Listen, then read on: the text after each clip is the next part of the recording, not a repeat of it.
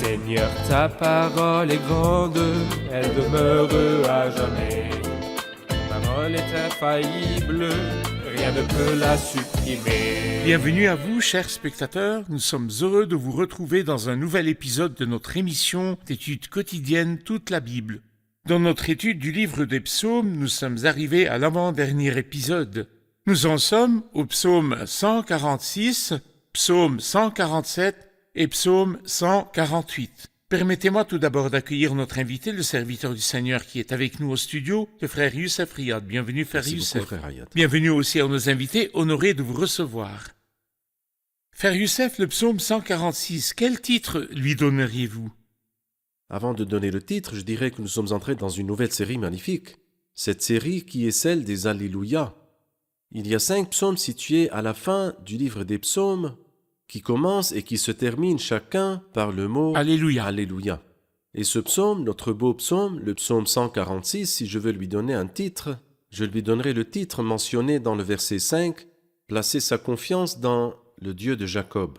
Et Placer sa confiance dans le Dieu de Jacob. Exactement. Que signifie le Dieu de Jacob? C'est le Dieu de toute grâce, parce que Jacob n'était pas digne en lui-même, mais par la grâce, Dieu lui a fait du bien. Et Dieu est le Dieu de toute grâce, comme nous l'apprend la première épître de Pierre, chapitre 5. Il est le Dieu en qui nous plaçons notre confiance, le Dieu de toute grâce. Jacob dans sa personne, dans sa faiblesse, ou la nation dans sa condition qui rappelle juste. celle de Jacob, Très bien. ou tout croyant qui ressent sa faiblesse Très bien. et se jette sur le Seigneur ou se fie au Seigneur. Je vais lire quelques versets. Allez-y. Ce psaume commence comme suit. Alléluia, loue l'Éternel, mon âme. Je louerai l'Éternel tant que je vivrai. Je célébrerai mon Dieu tant que j'existerai. Ne placez pas votre confiance dans les grands, dans les hommes qui sont incapables de sauver. Leur souffle s'en va, ils retournent à la terre et leur projet meurt avec eux.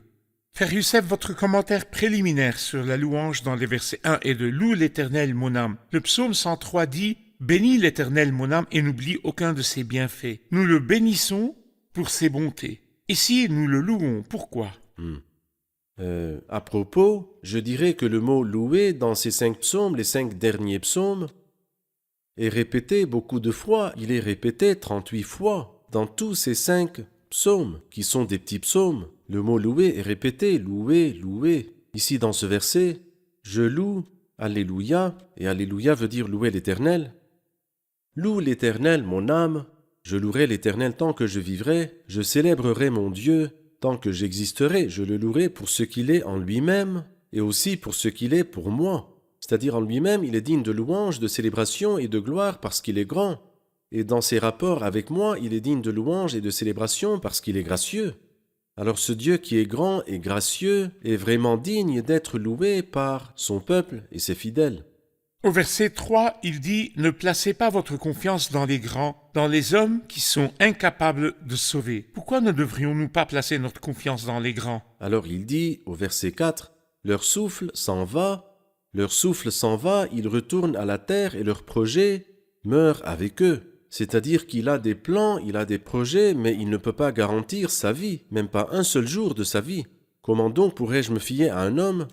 Et puis après, le lendemain, je demande de lui, de ses nouvelles, et on me dit « il est mort, sincère condoléance ». Je ne peux pas me fier à un homme qui va mourir.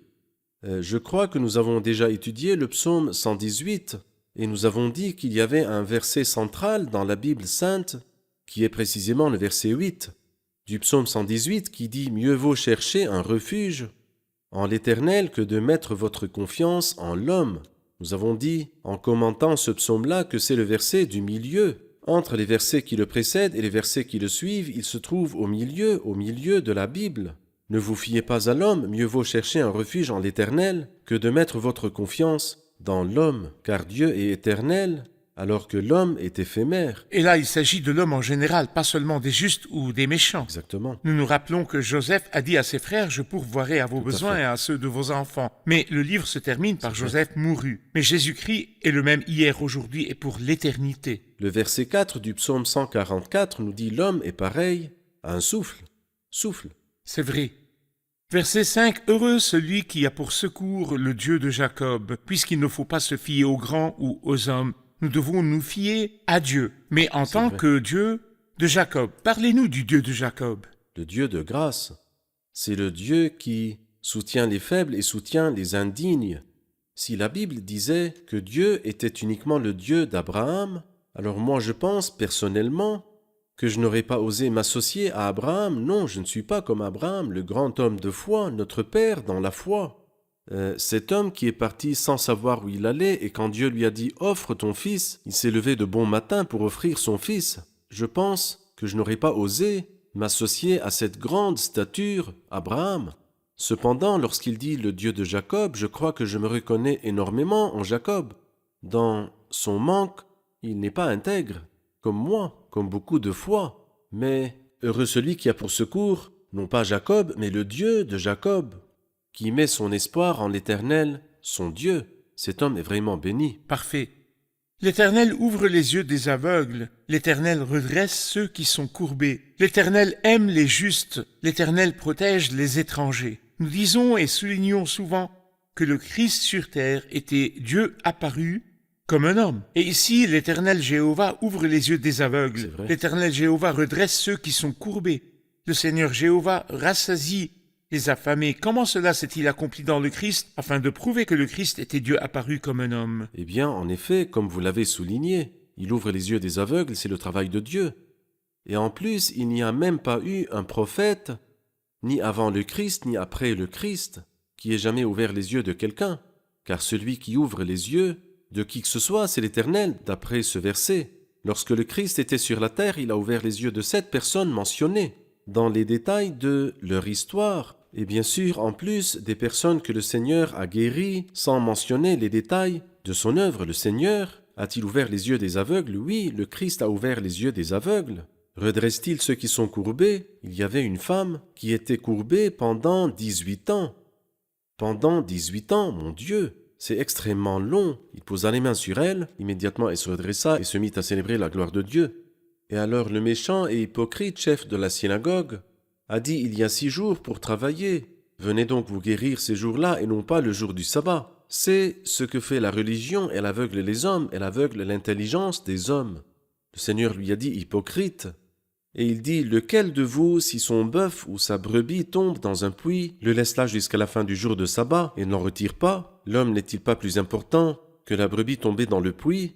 Alors il dit « L'Éternel protège les étrangers, il soutient l'orphelin et la veuve. Le Seigneur était toujours avec les faibles lorsqu'il était ici sur la terre.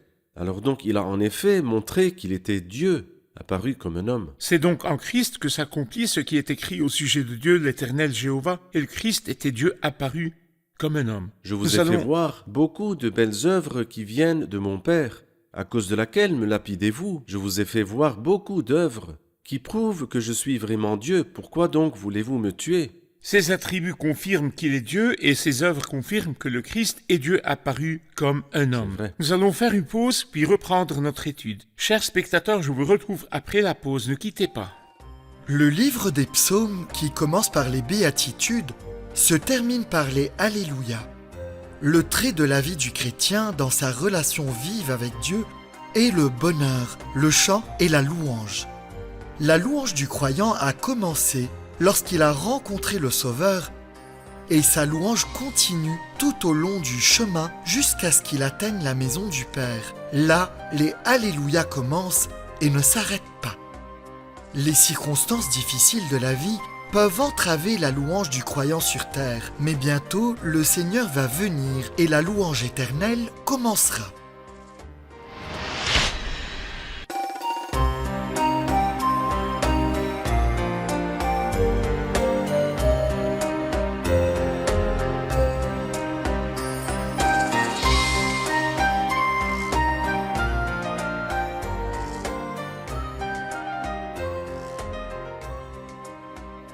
Nous revoici, chers spectateurs, après la pause pour reprendre notre étude du livre des psaumes. Nous avons maintenant une question du public. Verset 9. L'Éternel protège les étrangers, il soutient l'orphelin et la veuve, mais il fait dévier la voie des méchants. J'aimerais que l'on m'explique comment l'Éternel fait dévier la voie des méchants. L'Éternel protège les étrangers, acceptable. Il soutient l'orphelin et la veuve, compréhensible. Mais il fait dévier la voie des méchants. Compréhensible, compréhensible, et il faut qu'il en soit ainsi. Je donne 1 ou 2 exemples. Hérode, le méchant, avait un projet, avait un plan pour détruire l'Église, pour maltraiter les membres de l'Église. Il a fait mourir Jacques par l'épée, et il fit arrêter Pierre pour le juger le lendemain. Mais Dieu a fait dévier sa voix. C'est lui qui mourut, le méchant Hérode, et Pierre avait toujours un ministère à accomplir. Dieu a Donc, détruit son plan. il a détruit son plan. Aman, le misérable de l'Ancien Testament, a dit « Je vais exterminer pas seulement Mardochée, non, non, non, je vais plutôt exterminer tous les Juifs. » Les Juifs ne furent pas exterminés et Mardochée ne fut pas pendu à la potence qu'il avait préparée. C'est lui qui a été pendu à la potence, lui avec ses 10 fils. Et son plan, le plan d'Aman, Dieu l'a détruit. Mais il fait dévier la voie des méchants, il détruit leurs projets, il détruit leurs plans, parce qu'ils sont contre Dieu, et parce que Dieu ne serait pas Dieu, s'il restait vraiment les bras croisés à ne rien faire face aux méchants, et à leur plan de pervertir les voies du Seigneur. Parfait. Passons au psaume 147, qui commence comme suit. Alléluia, c'est-à-dire louer l'Éternel, comme vous l'avez souligné Oui. dans les 5 psaumes.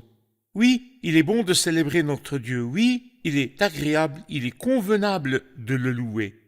Il commence au verset 2. L'Éternel reconstruit Jérusalem, il rassemble les exilés d'Israël. Il guérit ceux qui ont le cœur brisé et panse leurs blessures. Il compte le nombre des étoiles et leur donne à toutes un nom.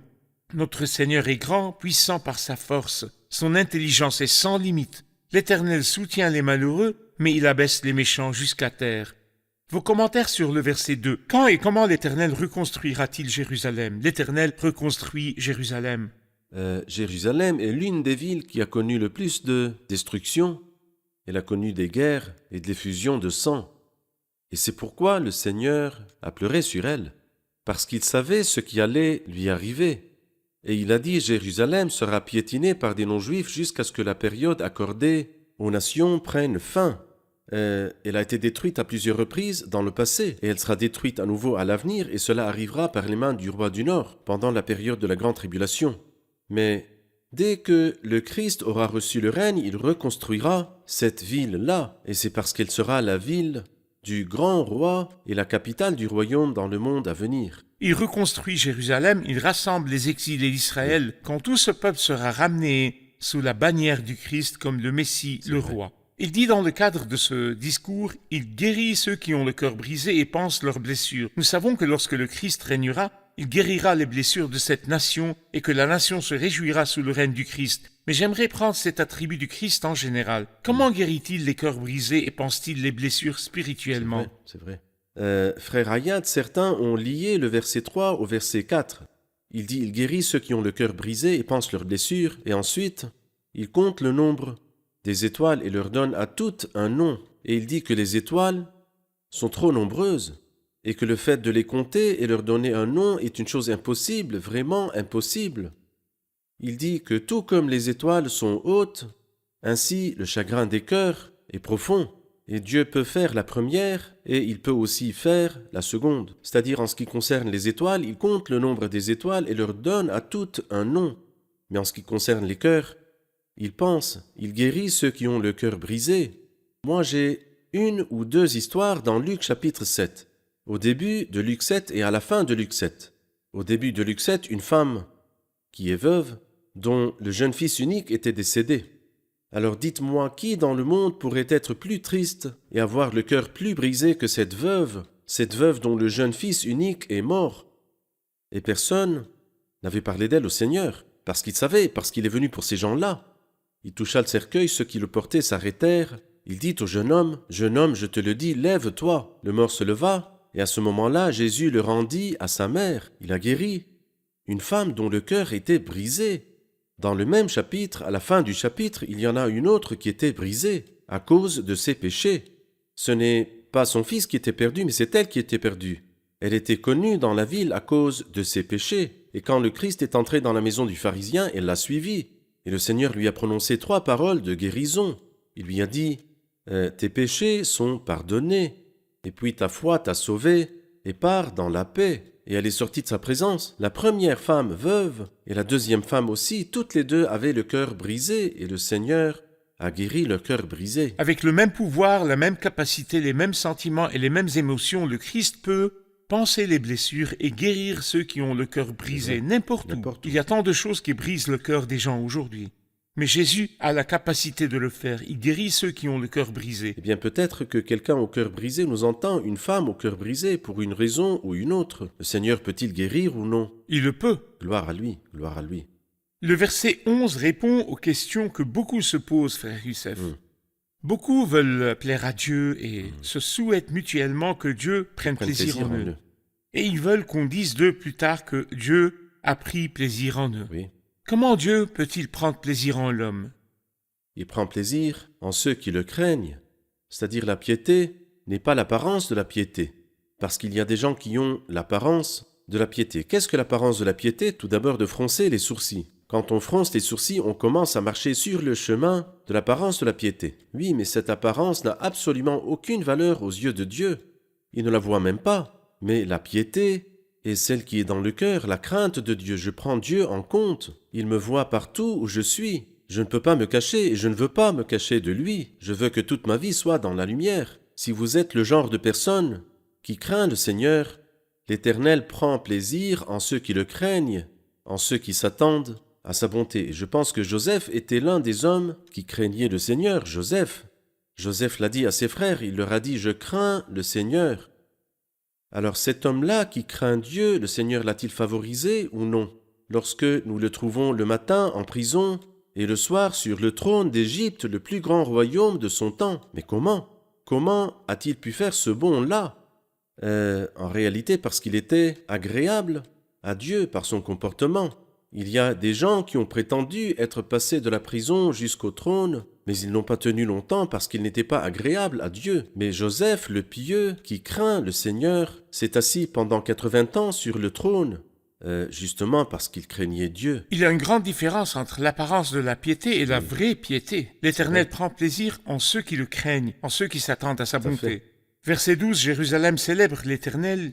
Sion loue ton Dieu, car il renforce les verrous de tes portes. Il bénit tes fils au milieu de toi, il donne la paix à ton territoire. De quelle période ces versets parlent-ils? Eh bien, en fait, tous les derniers psaumes du livre des psaumes que nous avons appelés les psaumes des Alléluia, ils s'appliquent à la période bienheureuse durant laquelle tout ce qui respire loue Dieu, comme il le dit dans le psaume 150, lorsque le Seigneur régnera, à lui toute la gloire. À ce moment-là, toutes les bénédictions qui sont enregistrées dans ces psaumes, dans ces 5 psaumes, seront accomplies, y compris, il donne la paix à ton territoire, et il te rassasie du meilleur blé.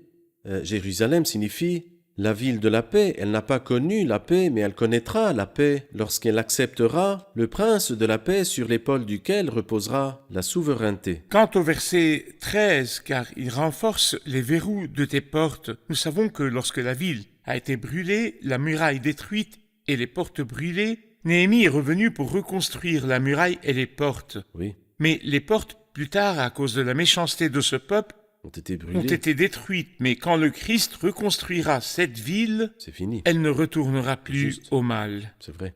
Nous allons faire une pause puis reprendre notre étude. Chers spectateurs, je vous retrouve après la pause. Ne quittez pas.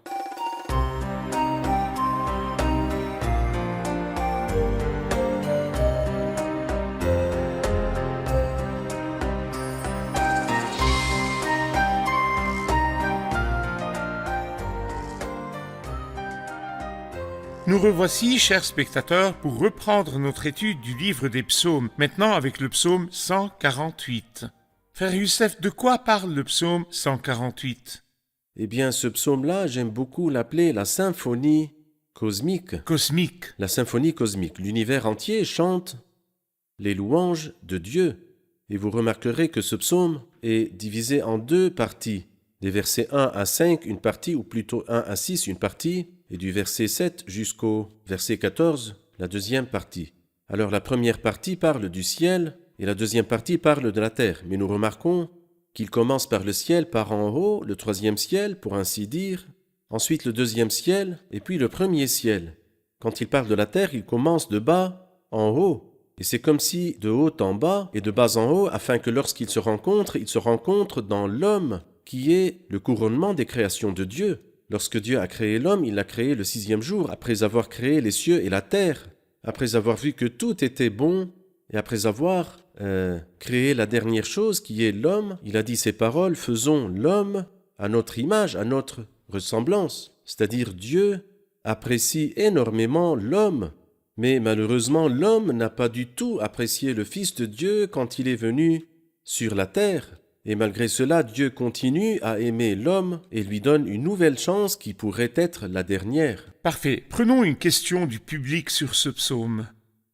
Au début du psaume, il est dit que les anges louent Dieu, et c'est acceptable. Et à la fin du psaume, il est dit aussi que les rois, les vieillards et les enfants louent Dieu. Mais comment une créature irrationnelle peut-elle louer Dieu? Quel genre de créature irrationnelle? Il dit par exemple le soleil, la lune et les monstres marins. Comment et quand les créatures irrationnelles louent-elles Dieu? La terre, le soleil, la lune?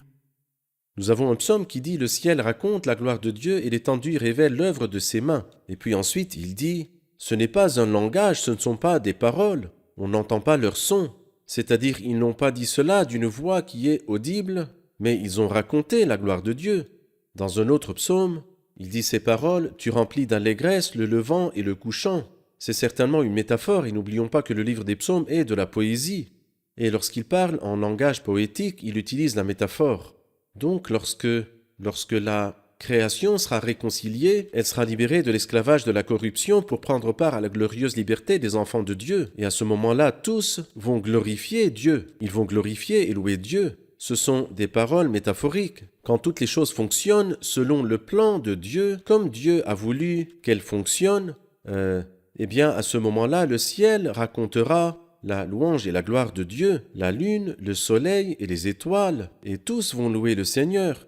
Et même les arbres de la campagne, comme nous le verrons plus tard, vont battre des mains, et bien sûr toutes ces paroles sont métaphoriques et non pas littérales. C'est le moment de la restauration Très totale. bien. Quand toutes choses reprennent leur rotation autour du centre qui est le Christ, C'est vrai. toute source ou manifestation de confusion et de chaos seront absentes de la scène. Tout à fait, très bien. Frère Youssef, si nous allons au verset 12, « Jeunes gens et jeunes filles, vieillards et enfants, qui louent le nom de l'Éternel, car son nom seul est élevé. » Il parle de tranches d'âge, qu'il s'agisse de la société ou de la famille ou de l'Église. Quelle serait la situation lorsque toutes les tranches d'âge se réunissent pour louer le Seigneur?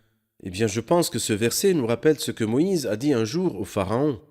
Lorsque le Pharaon a dit « Vous voulez servir l'Éternel, allez servir l'Éternel, vous les hommes, laissez les femmes et les enfants, pourquoi les prendrez-vous » À ce moment-là, Moïse répondit « Nous partirons avec nos enfants et nos vieillards, avec nos fils et avec nos filles. Nous ne laisserons absolument personne en Égypte, tout le peuple partira pour louer Dieu. » Ici, il dit la même chose. Jeunes gens, puis il dit « et jeunes filles, vieillards et enfants ». En d'autres termes, toutes les tranches d'âge glorifieront Dieu. À quel âge devrions-nous commencer? Y a-t-il un âge particulier pour commencer une relation avec le Seigneur? Non. Il est écrit depuis ton enfance, tu connais les saintes écritures.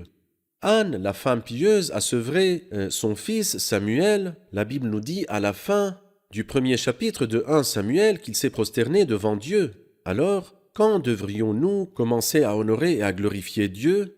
C'est du moment où nous aurons un minimum de compréhension.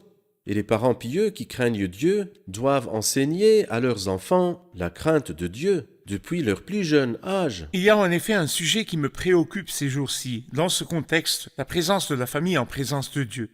Nous voyons souvent dans la réunion et dans le culte que le mari est là, mais où sont la femme et les enfants?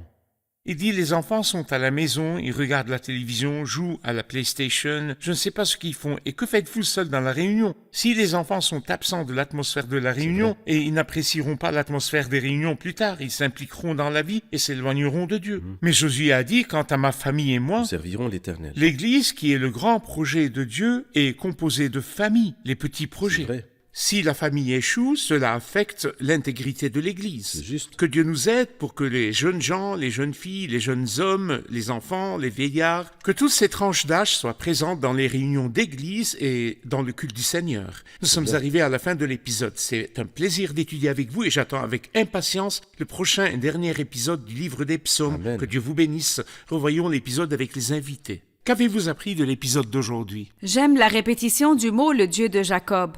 Cela confirme vraiment que notre Dieu est le Dieu de toute grâce. Aussi tordu que soit Jacob à bien des égards, Dieu était néanmoins son Dieu tout au long du chemin. Parfait. Verset 3. Ne placez pas votre confiance dans les grands, ce qui nous encourage à ne pas nous fier aux hommes, quelle que soit leur position, mais à nous tourner vers Dieu qui peut nous aider à tout moment et qui est toujours là pour nous. Dans ces 5 derniers psaumes, je loue Dieu pour ce qu'il est en lui-même, car il est grand. Et je le loue pour ses rapports avec moi, car il est gracieux. Il est grand et gracieux. Nous remercions Dieu pour ses paroles encourageantes. Le désert dans lequel nous vivons ne laisse personne indifférent. Le désert dans lequel nous vivons laisse une marque, une trace et une blessure profonde en chaque être humain. Telle est la réalité dans laquelle nous vivons. Mais nous remercions Dieu parce qu'il est grand, qui guérit ceux qui ont le cœur brisé et pense leurs blessures. Nous remercions Dieu parce qu'il ne nous laisse pas briser, ni les têtes baissées, mais tant que Dieu est avec nous, il relève nos têtes et nous encourage et ne nous laisse jamais le cœur brisé. Je remercie Dieu car, en plus de ce qu'il dit, l'Éternel protège les étrangers, il soutient l'orphelin et la veuve. Il dit, mais il fait dévier la voie des méchants. C'est vraiment réjouissant et rassurant de savoir que Dieu contrôle même les méchants et leur voie. Merci, que Dieu vous bénisse. Merci, Frère Youssef. Nous attendons le prochain épisode si Dieu le veut. Amen. Chers spectateurs, la parole dit que le Seigneur guérit ceux qui ont le cœur brisé et pansent leurs blessures. Et il y a tant de choses qui brisent le cœur. Le péché brise-t-il le cœur? Oui. Les circonstances difficiles de la vie brisent-elles le cœur? Oui. Il y a tant de personnes blessées, de familles blessées, de personnes dont la vie mentale est éprouvée, de personnes déplacées de leur maison, de personnes qui ont perdu des êtres chers. Il y a tant de personnes qui ont le cœur brisé, le cœur brisé. Mais le Seigneur qui est venu guérir ceux qui ont le cœur brisé peut apporter ce réconfort et cette guérison psychique intérieure à tous les hommes. Il suffit d'ouvrir son cœur au Seigneur et de lui dire « Toi seul peux guérir ceux qui ont le cœur brisé, Seigneur. Mes frères peuvent se détourner de moi, mes parents me fuir, tout le monde peut m'abandonner, même les systèmes qui devraient gouverner et sont censés gouverner avec justice, tous peuvent m'abandonner. Mais tu es avec moi et tu guéris ceux qui ont le cœur brisé. Seigneur, si mon cœur brisé est caché aux gens, il ne t'est pas caché. Tu comptes le nombre des étoiles, tu connais le nombre des étoiles, mais tu connais aussi mes soupirs intérieurs et mon cœur brisé. Guéris-moi, Seigneur. Tournez-vous vers le Seigneur en tant que le seul guérisseur, le seul ami. Essayez cette recette. J'ai beaucoup essayé dans ma vie et beaucoup de croyants l'ont essayé. Quand nous nous sommes tournés vers le Seigneur, il nous a guéris, pris soin de nous et réconciliés avec nous-mêmes et nous vivons maintenant de gloire en gloire. Essayez la relation profonde avec le Seigneur, car il peut guérir les cœurs brisés et il peut guérir les chagrins du cœur. Je vous retrouve dans le prochain et dernier épisode du livre des psaumes. Que le Seigneur soit avec vous.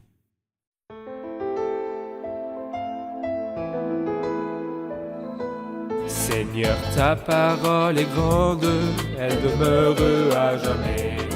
Ta parole est infaillible, rien ne peut la supprimer.